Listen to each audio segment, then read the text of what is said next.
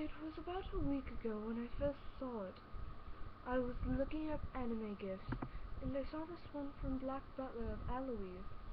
So without further thought, I clicked and looked at it. I began to look at it and wondered why it wasn't moving. Maybe my internet crashed or something. Just at that moment, I noticed the photo flicker. I did a small chuckle and proceeded to close out of the window. Oddly enough, it stayed there, no matter how many times I clicked. I summed it up to my computer being on the fritz as usual, so I yawned and resumed my work, glancing outside at the night sky in there, hoping my parents would come home soon. The clock had read 3 o'clock in the morning when I turned one last time toward the window. My attention was caught by the form of a small little boy walking towards the window. I stayed glued to my seat as his features became visible. At that moment, there he was, Alois Trancy. I smiled to myself, thinking this is one of those crazy dreams I had. The boy just stared at me, his eyes shining that cold, icy blue color. Little did I know, this wasn't going to end like a cheesy fanfiction or one-shot. Just at that moment, someone behind me grabbed me, blocking my mouth with their hand. My eyes widened as I tried to struggle with my attacker. "This will be all over soon," was all I heard before I lost enough oxygen to lose consciousness. When I woke, I was tied to my computer chair. Blood dripped down my face.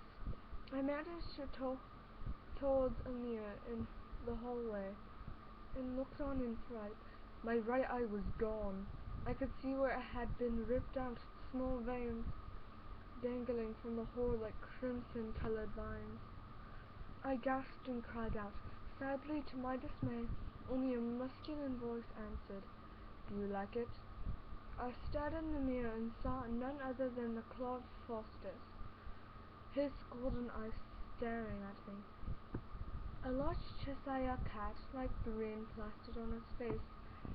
My jaw dropped in fear. What the hell? I thought to myself.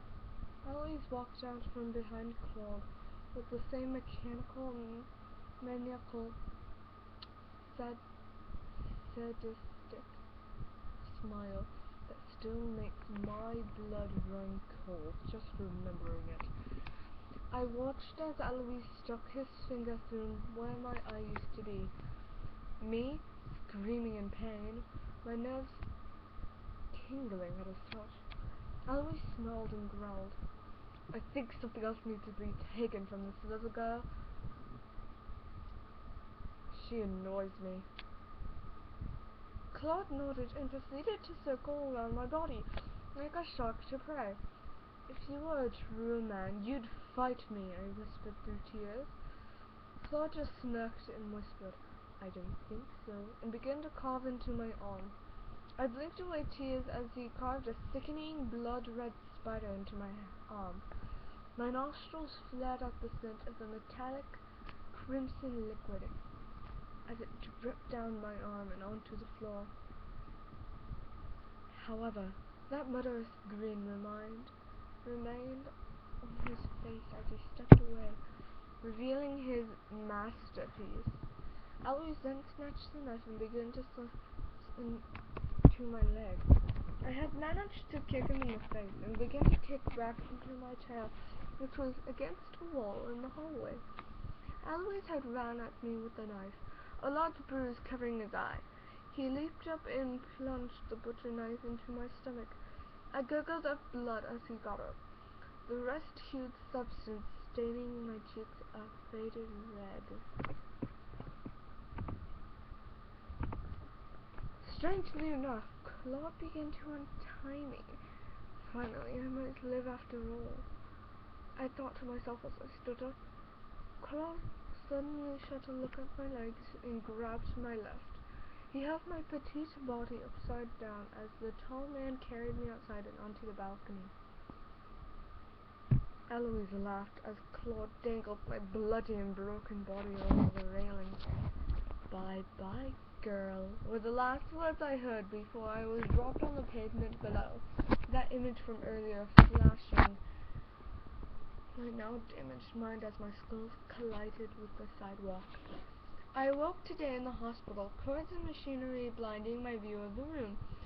Lucky enough for me, apparently someone witnessed them dropping me off the balcony. I smiled weakly and thanked the civilian's family who had come on his behalf. According to them, he was killed by 3 identical triplets, all with purple hair and crimson eyes. Then, my neighbor's wife had handed me a bag that somebody had left at their doorstep that was full of small plush toys. I grinned and took one of the plushies out.